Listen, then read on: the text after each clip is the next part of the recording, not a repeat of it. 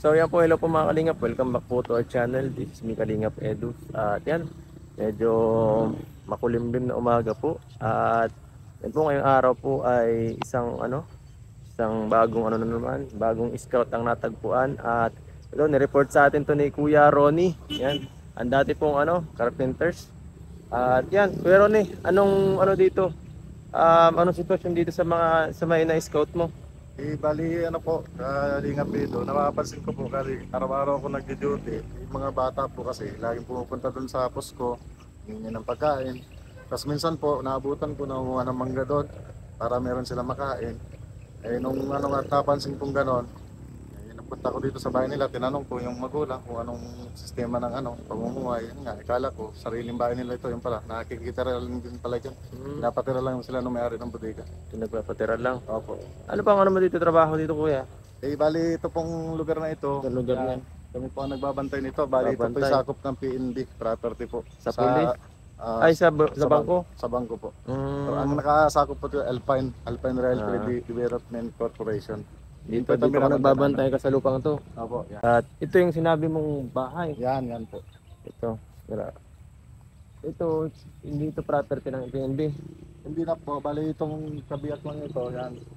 Kasi may sarili, ito lang naman po yung sakop ng PNB. Yan. Pero ito, may sarili pong may-ari yan. Ang sarili may-ari sila, nakikitira lang. Opo. Bali ito po yung istakan po ng bodega nila. Dito na lang sila pinatira kasi wala man po silang ibang malalapitan o matitirahan. Kaya hanggang ngayon, dyan po, pinapaalis na nga po sila dyan. Dito mga Opo. ilan Oo. sila dito, Kuya, ang pamilya? Bali po yan, isang lalaki, tapos dalawang lalaki, apat na babae. Tapos yung panganay po na babae nag-aaral, kaso nga lang parigil-tigil dahil minsan nga po kapos sa budget, walang almusal, pumapasok, walang baon. Tapos yung isa naman po maliit na bata, nag-aaral din po, hindi ko alam kung anong grade, pero nagtsatsaga po makag-aral para lang makarating doon sa gusto nila. Minsan nag-iigib po dito dumadaan, iniisip ko po baka makagat ng ahas. Kaya ang ginagawa ko, pagka doon ko pinapadaan sa may kalsada para safe. Minsan, Bakit wala silang kinakain dito? Ay anong trabaho ng magulang? At bali yung bakit trabaho po papabayaan? ng magulang Kalingap Pido ay dito nag-extra lang po sa may paggawa ng dyan, yung bamboo seat. Oo. Extra Familiar lang ko doon. yun. Oo, nabili kami dun dati. Yung kaso nga po talagang kapos-kapos din talaga. Hindi sapat, no? Hindi sapat. Kaya minsan pag meron ako kahit na para sa akin na lang, binibigay ko sa mga bata. Nakakaawa po ay. Ito matagal na to sa ating in-refer ni Kuya Ronnie. At ito ngayon lang natin nabisita at tingnan po natin mga Kalingap.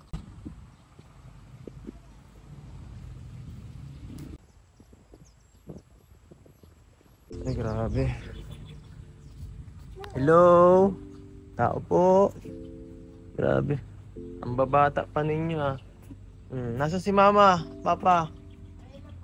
Ay, ito si nanay. Hello po, nay. Maganda si nanay, oh. Nay, nasabi sa akin dito ni kuya na medyo kapos daw kayo sa lahat-lahat ng pangangailangan dito. Ano nangyari? Asawa ko po kasi kuya, extra man lang. Extra lang. May nag-aaral pa ako. Nag-aaral yung tatlo. Ito kasama si Nini. Grade 8 po yan. Grade 8. Tapos ito, triplets? Hindi po, ito po yung pinakapanganay ko. Ang babata. Yung dalawa po, nandun na. Sam- Ano pong grade ng iba? Grade 5 po, tapos grade 2 po. Malapit po. Ang babata pa ng iba mong anak Asan po si Mister? Ato nga po nag-extra po. Sa Doon po sa Bamboset. sa Bambuset. Kaibigan lang din yan. Kaibigan lang. At ayan, nasabi sa akin na na grabe pala yung yung sitwasyon yung totoo po ba yun na halos wala na makain yung mga anak mo minsan? Oo nga po kasi extra lang po siya kuya. Tapos minsan nga po siya napasok ko lang po masahin. Tapos Naglalakad lang po. Saan po siya nag-ieskwela? diyan po sa akin. Kamambugan. Bakit ka po naiyak, Nay? Ano pong mangyari? Bakit po kayo naging emosyonal? Hindi mo po kasi ako taga dito. Taga saan po kayo? Samar. Hindi po kayo sanay sa ganitong hirap. Mahirap lang din naman po kasi kami doon. Pero hindi po tulad dito na ang hirap pala. Mas mahirap po Pag dito. wala pong sariling bahay. Bakit? Ano po bang ano? Eh, nakikitira lang po kami dito kuya. Pag nabili daw po, Paalisin kayo? maalis na po kami dito. Eh, hindi ko po alis na. Saan po pa kami dito? Hindi niyo pa po plano na nung asawa niyo kung saan kayo pupulot, makakapunta pagka napalayas kayo dito? Tapos nandito ko yung mga bata nag-aaral. Wow, ano. Lilit pa ng mga anak mo. Paano mo sila sinusuportahan? Ikaw, dito ka lang sa bahay. Gusto ko nga po sana magtrabaho po. Kaya lang, wala po mag-alaga sa mga yun. Hindi pa po nag-i-eskwela itong mga iba. Itong Sa tatlo. sunod pa po. Sunod pa. Grabe. Ano yan, Kalingap Edu, wala pa silang kuryente. Wala silang kuryente dito. Talagang nagtsatsaga. Saka yung solar na ispat-ispat lang. Ah, gano'n. Ay, iniisip ko yung mga bata. Saka yung siyempre nag-aaral pag may assignment, di makakagawa ng maayos. Wala eh. Walang kurente. Wala po solar lang gamit namin. Grabe. Alin po yan? Ayun po. Ah, ito. Ay, di, ang bilis niya hanggang di pa naabot ng alas 12. Siguro. Paano kayo gumagawa ng mga aralin mo?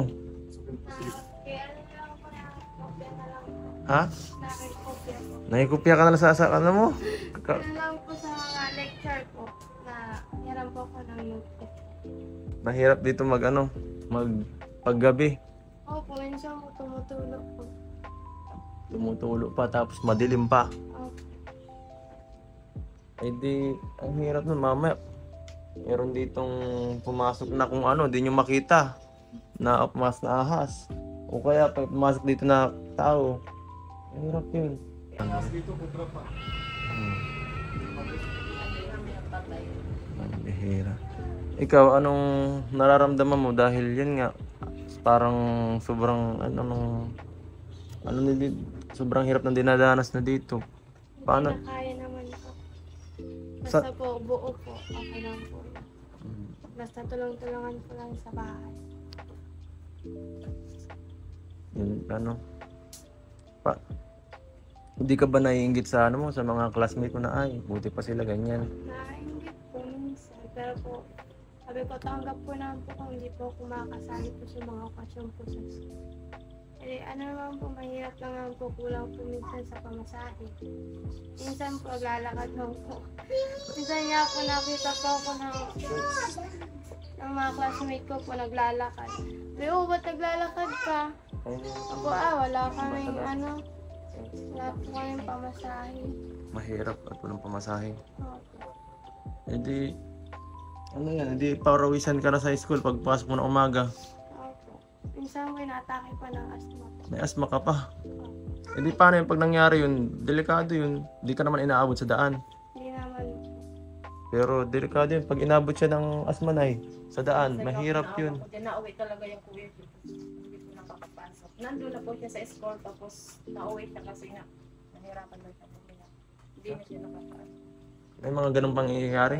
Bumaba po yung grades niya. Kaya bumaba yung grades niya, gawa nun. Lagi po siyang kasali sa top. Kaya Pero dahil sa hirap ng napapabayaan. bumaba nga po yung grades niya. Ganun pa.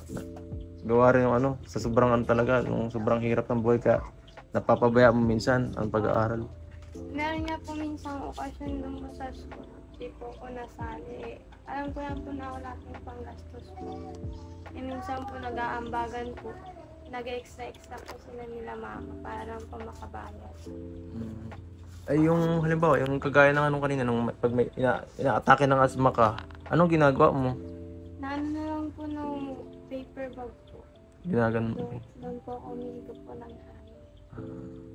Tapos nung mamay po ko ng mga epikasin po. Pumapasok ka pa rin pag nagkakaganon ka? Minsan pa hindi na po. Gaano kadalas ba yung ganong atake sa'yo sa isang buwan? dalawa po. 2 beses. Tapos nag-iigib po kasi kami. Wala po kasi tubig. Nag-iigib rin kayo ng tubig. Opo, doon po sa munisipyo. Sang ano, gaano kalayo yun? Doon po, maano pa po kayo doon, lakad pa po kayo doon sa ito ng parko. Doon pa daw po sa may dulo ng pader doon. Malayo pala. Ang sa malalaking bahay mo. Ah, sa malaking bahay doon. Ah, doon pa po pala. Doon sa likod ng pader doon. Ay di pa, bawat umaga, sino nag-iigib sa inyo? Sila po, tapos yung isang bata. Umagat hapon. Ah, kayo na rin pa nag-aasikaso pag umaga. Hirap naman ng ganun, ano? Walang tubig, walang ilaw. Minsan nga po, pag may assignment, hindi po ako nakakapasa po. Wala po kasi yung cellphone, na po pagsira po. Nakihiram na lang po. Hirap pag ano, lahat ng needs mo wala. Dito ka lang, dito para masilaw. Lahat ng needs mo halos wala ah. Ay, Kahit nga po notebook, pinakapos po. kahit notebook. Isa? Ito, kilala mo naman kami. Hindi. Kilala mo si Kuya Bal, Hindi rin. Kalinga Prab. Yan po, nakakwento po na tumutulong ka po. Tumutulong si Kalinga Prab. Ah. So, hindi nyo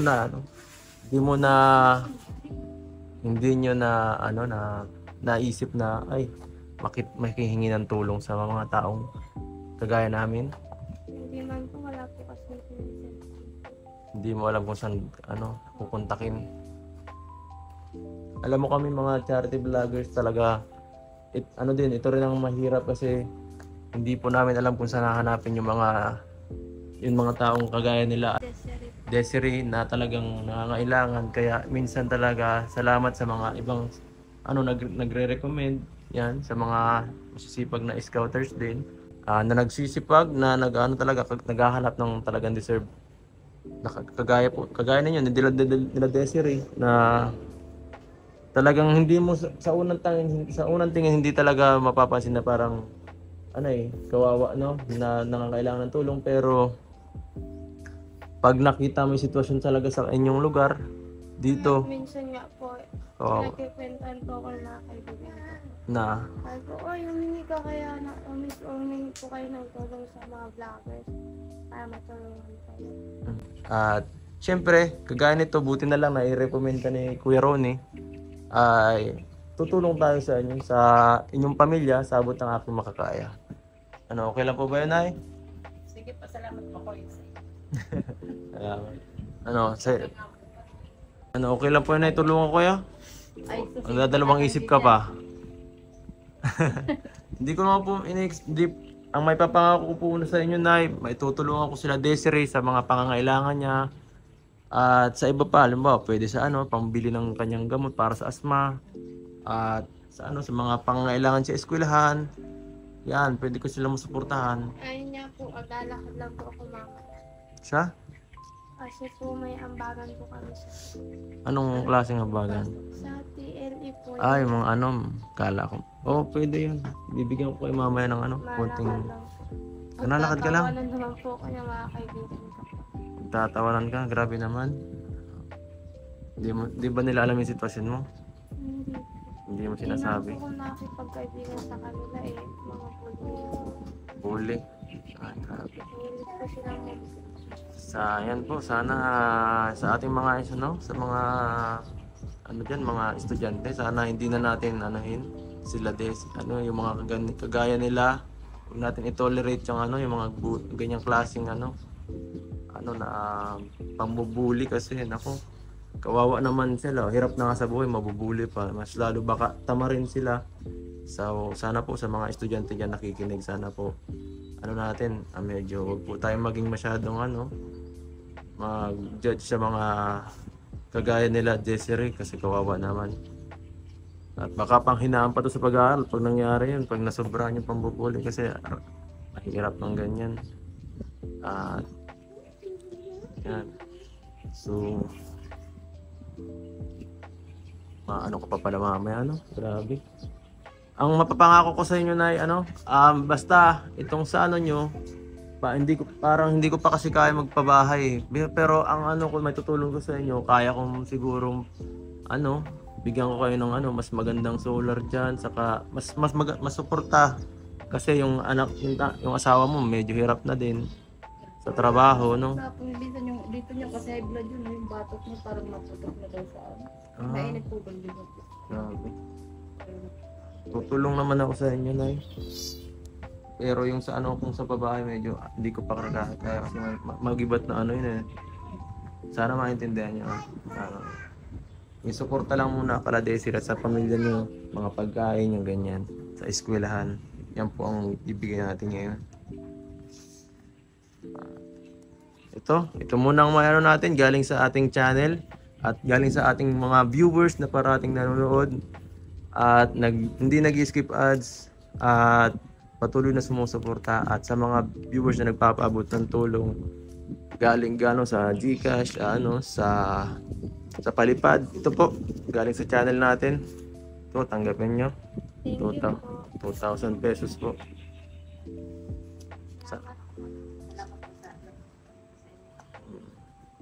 Sana makatulong yung pera ngayon, ha. At syempre babalik pa tayo dito, hindi naman po yan ang huli.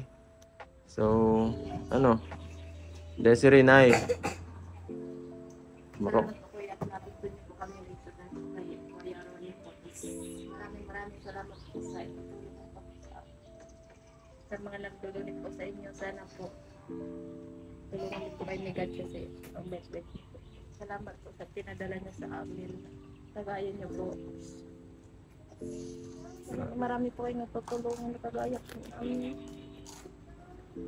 Maraming salamat po sa inyo. Salamat sa mga nagdo-donate sa inyo na. Talagang sobrang hirap ng buhay, ano. Yung mga ano ko din po yung magulang ko sa amin. Kaya hindi ko maiwasan talaga umiyak. Hindi maiwasan umiyak. Yung mga magulang ko din Nangihingi ng tulong. sa amin. Mga matatanda na kasi eh. Yung isa, inatake ng high blood, hirap na daw bumangon. Tapos yung tatay ko, namamanap na din. Tapos kayo pa dito. Magawa. Tapos kayo pa dito, hirap din sa buhay. So parang wala ka na talaga masandalan. May tulong din eh. Dasal na lang ang pinakamagagawa mo. Yan. So yan ay. Pakatag ka lang po. Pakatag ka lang po. Maraming salamat ulit sa inyo. Ang Kalingap Edo po. Edo. Kuya Edo. Salamat po sa inyo. Desiree. Anong masasabi mo, Desiree? Bago tayo mag-alis Thank you po dito. sa pera. Ano pa? Baka may gusto ko pang sabihin. Salamat po. Kung hindi po kayo dumating, wala po kung yung pamasahe po pa. Sobra-sobra yan sa pabasahe. Pwede mo rin yung ipang sa mga pagkain niyo dito. Bigay po kay mama. Siya po magbibigay po sa akin ng baon po pang Oo, si mama mo na lang muna pamanagin mo yan at tipid-tipirin mo na muna at hanggang sa susunod na pagbalik natin. No? Yan. Pwede po ako mag-request. Sana po siya ng sarili niyang cellphone. Sa rin cellphone. Pag-iipunan ta, matagal pa yan. Kaso, makaabutin na mga ilang buwan yan. Pag Kasi ganun. naawa ko sa kanya nung may isi-search siya ba, sabi niya, kailangan namin mag-search, wala kami cellphone. Meron dyan pero sirang-sira na, di lang na-open. Sige po, sa susunod po, titingnan natin kung anong magagawa natin. Pero hindi po biglaan yun kasi malaking halaga rin ang iipunin natin para sa ano na yun. Sige Desiree, Nay. Kuya, salamat po sa inyo. God bless you po. Paalam po. Thank you po.